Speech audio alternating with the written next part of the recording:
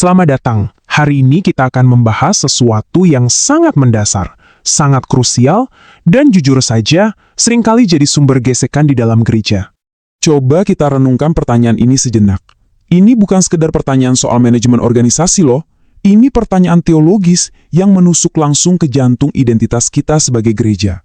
Di satu sisi, Alkitab menjanjikan era di mana roh Tuhan dicurahkan ke semua orang, tua maupun muda. Tapi kenyataannya, kita sering melihat bahkan mengalami sendiri konflik, gesekan, bahkan perpecahan antar generasi. Jadi apa yang salah? Nah, untuk menjawabnya, kita nggak bisa cuma pakai asumsi atau perasaan. Kita harus kembali pada firman Tuhan dengan analisis yang tajam dan sistematis. Dan supaya pembahasan kita terstruktur, ini dia peta perjalanan kita. Kita akan mulai dari memahami krisisnya, lalu kita dalami janji Tuhan dalam Yoel 2, kita lakukan analisis teologis yang sistematis, mendiagnosis akar masalahnya, menawarkan solusi profetik, dan kita akan tutup dengan sebuah kesimpulan yang saya harap bisa mengubah cara kita memandang pelayanan. Oke, sebelum kita langsung lompat ke ayat-ayat di Yoel 2, kita harus pahami dulu panggungnya. Kita harus tahu konteksnya. Kitab Yoel itu bukan sekedar buku yang berisi sensasi rohani. Kitab ini punya fondasi eskatologis yang kuat. Artinya, ia berbicara tentang akhir zaman, dengan alur teologis yang sangat jelas. Coba perhatikan alur di layar ini. Ini penting banget. Pencurahan Roh Kudus itu bukan peristiwa yang terjadi tiba-tiba tanpa sebab. Ia datang setelah ada krisis, setelah ada pertobatan massal, dan setelah Tuhan menjanjikan pemulihan. Apa artinya? Artinya, Roh Kudus itu tidak dicurahkan untuk memvalidasi kesombongan rohani kita, tapi justru untuk membangun kembali umat yang sudah hancur hati dan merendahkan diri di hadapan Tuhan. Jadi, pencurahan roh adalah klimaks dari sebuah proses penebusan.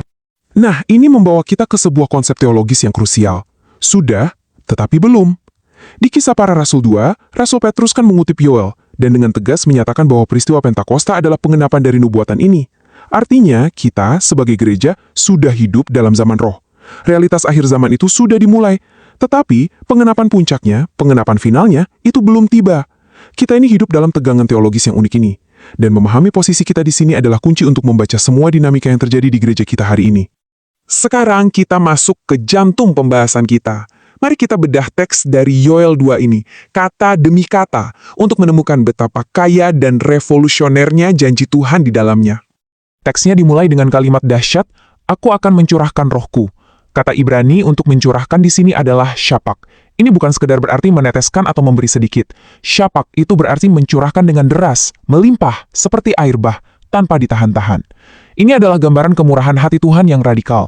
Tuhan sedang mendeklarasikan sebuah era baru, di mana hadiratnya tidak lagi eksklusif untuk orang-orang tertentu saja. Apa implikasinya? Inilah yang disebut oleh para teolog sebagai demokratisasi roh. Di Perjanjian Lama, roh Allah itu kan biasanya turun hanya atas figur-figur spesifik, nabi, imam, raja. Tapi Yoel menubuatkan sebuah revolusi rohani. Roh akan dicurahkan ke atas semua manusia. Monopoli rohani yang selama ini ada akan dihancurkan. Dan manifestasi pertama dari pencurahan ini, ini luar biasa radikal pada zamannya. Generasi muda, baik laki-laki maupun perempuan, akan bernubuat. Ini benar-benar meruntuhkan struktur sosial patriarkal saat itu, di mana suara anak muda, apalagi perempuan, seringkali dianggap tidak penting. Lalu apa artinya bernubuat? Kata Ibraninya, naba, punya makna yang jauh lebih dalam dari sekedar meramal masa depan. Bernubuat itu artinya menjadi corong kehendak Tuhan, menyuarakan kebenarannya, menegur dosa, dan membawa penghiburan bagi umatnya. Jadi, janji ini berarti Roh Kudus akan memberikan wawasan dan keberanian rohani bagi generasi muda untuk menyuarakan isi hati Tuhan. Tapi, nubuatan ini tidak berhenti di situ. Nggak cuma yang muda yang dipakai. Dikatakan juga bahwa generasi yang lebih tua akan mendapat mimpi. Ini adalah sebuah bentuk wahyu yang punya bobot dan kedalamannya sendiri. Kalau kita lihat di Alkitab, mimpi adalah cara Tuhan yang sangat terhormat untuk berbicara. Ingat Yusuf, ingat Daniel, mimpi di sini melambangkan hikmat, refleksi yang dalam, dan perspektif historis tentang bagaimana Tuhan telah bekerja. Jadi, poin pentingnya apa? Di zaman roh, generasi tua itu tidak disingkirkan. Sebaliknya, mereka diposisikan sebagai jangkar hikmat dan penjaga kedalaman rohani. Kemudian nubuatan ini, Kembali lagi kepada kaum muda, dengan manifestasi ketiga yang penuh dengan energi dan gairah, mereka akan mendapat penglihatan-penglihatan. Kata Ibrani untuk penglihatan di sini adalah chazon. Kata ini seringkali berkaitan dengan visi ilahi yang progresif yang membawa arah masa depan, seperti yang dialami Nabi Yesaya atau Yehezkiel. Ini menyeratkan bahwa Roh Kudus memperlengkapi kaum muda dengan energi, semangat, dan visi untuk menerobos batas-batas baru dalam misi Tuhan di dunia. Jadi, kalau kita gabungkan semua ini, kesimpulannya apa? Sangat jelas, Yoel sama sekali tidak sedang menciptakan persaingan generasi. Dia sedang melukiskan sebuah simfoni ilahi yang indah. Yang tua bermimpi dalam hikmat, yang muda melihat dalam visi, dan semua, laki-laki dan perempuan, bernubuat dalam kuasa roh. Tujuannya bukan kompetisi, tapi partisipasi. Bukan saling menjatuhkan, tapi saling melengkapi. Oke, setelah kita puas membedah teksnya, mari kita tarik ke level yang lebih tinggi. Apa implikasi teologis dari semua ini untuk gereja kita hari ini? Isu konflik generasi ini ternyata berada di persimpangan 3 cabang ilmu teologi yang sangat penting. Pertama, pneumatologi, yaitu studi tentang Roh Kudus. Kedua, eklesiologi, studi tentang natur dan panggilan gereja. Dan ketiga, eskatologi, studi tentang akhir zaman. Kita hanya bisa melihat gambaran besarnya kalau kita mengintegrasikan ketiganya. Nah, dari persimpangan 3 doktrin tadi, kita bisa menurunkan beberapa prinsip dasar yang seharusnya menjadi pagar bagi kita. Pertama, otoritas rohani yang sejati tidak pernah didasarkan pada usia biologis, titik, tapi didasarkan pada kedewasaan rohani dan karakter. Kedua, setiap klaim wahyu, entah itu nubuatan, mimpi, atau visi, harus diuji dengan satu standar tertinggi. Apakah itu selaras dengan karakter Kristus yang penuh kasih dan rendah hati? Ketiga, karunia roh diberikan bukan untuk pamer, bukan untuk melegitimasi ego, tapi untuk membangun seluruh tubuh Kristus. Dan keempat, gereja yang sadar bahwa mereka hidup di akhir zaman seharusnya menjadi gereja yang makin rendah hati, bukan makin arogan dan defensif. Oke, dengan landasan teologis yang kokoh ini, sekarang kita bisa kembali ke masalah praktis di lapangan. Kita bisa mulai mendiagnosis akar masalah dari konflik generasi, bukan lagi dengan asumsi atau perasaan, tapi dengan prinsip-prinsip Alkitabiah yang jelas. Mari kita jujur, seringkali ketegangan yang terjadi itu bukan murni soal perbedaan wahyu atau teologi. Di baliknya ada dinamika psikologis yang sedang bermain. Generasi yang lebih tua bisa menjadi sangat defensif karena merasa kontrol dan otoritas yang selama ini dipegang mulai terancam. Ada ketakutan menjadi tidak relevan.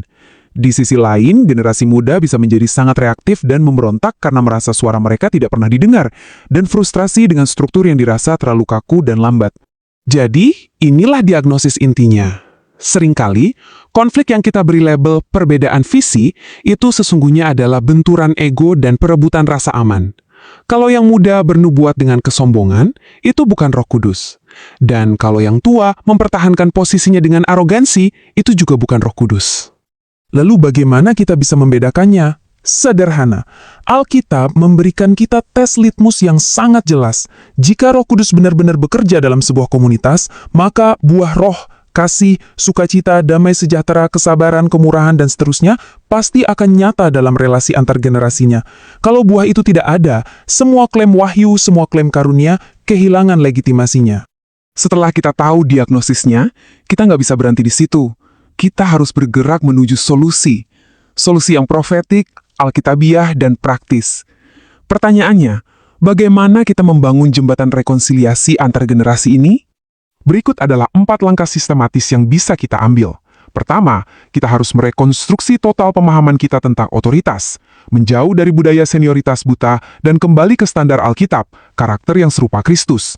Kedua, kita harus sengaja menciptakan ruang-ruang dialog yang sehat, di mana dasar diskusinya adalah teks Alkitab, bukan perasaan saya atau menurut pengalaman saya. Ketiga, kita perlu menerapkan mentoring 2 arah. Hikmat yang tua membimbing energi yang muda, dan energi yang muda menyegarkan kembali hikmat yang tua. Dan keempat, kita harus secara sadar memilih dan menegaskan para pemimpin di semua level yang sudah teruji karakternya, terutama dalam hal kerendahan hati. Dan ini membawa kita kembali ke kesadaran akhir zaman kita. Gereja yang sedang menantikan kedatangan Kristus kembali, seharusnya adalah gereja yang mengejar kedewasaan rohani, bukan gereja yang dikendalikan oleh emosi yang reaktif dan tidak stabil. Tujuannya adalah kedewasaan. Kita sampai di akhir pembahasan kita. Mari kita rangkum semua ini dalam satu kesimpulan besar yang saya harap bisa benar-benar mengubah cara kita memandang gereja dan peran kita di dalamnya. Inilah intinya. Tolong ingat ini baik-baik. Pesan utama dari Yoel 2 bukan deklarasi perang generasi, bukan tentang mengangkat yang muda di atas yang tua atau sebaliknya. Pesan utamanya adalah sebuah deklarasi kemerdekaan rohani dari Tuhan sendiri. Roh Kudus datang untuk menghancurkan setiap tembok dan setiap monopoli rohani yang dibangun oleh manusia, baik itu monopoli berdasarkan usia, jabatan, gender, atau status sosial. Di zaman roh, tidak ada satu generasi pun yang bisa mengklaim memiliki hak monopoli atas suara Tuhan. Mari kita renungkan kalimat ini dalam-dalam. Roh Kudus tidak pernah menciptakan generasi untuk saling menjatuhkan, tetapi untuk saling membangun. Jika sebuah nubuatan, sebuah visi, atau sebuah mimpi justru melahirkan kesombongan, perpecahan, dan arogansi, kita harus berani berkata dengan tegas, itu bukan berasal dari Roh Kudus. Itu adalah ego manusia yang sedang mengenakan topeng ayat suci. Jika pembahasan ini memberkati dan menantang Anda, jangan biarkan ini berhenti di sini. Saya mau mengundang Anda untuk subscribe ke channel ini untuk pendalaman teologis lebih lanjut. Bagikan analisis ini kepada teman-teman pelayanan Anda. Dan yang paling penting, mari kita bersama-sama berkomitmen untuk membangun gereja di mana Roh Kudus benar-benar berdaulat. Sebuah gereja yang sehat secara teologis dan dewasa secara rohani. Tuhan memberkati.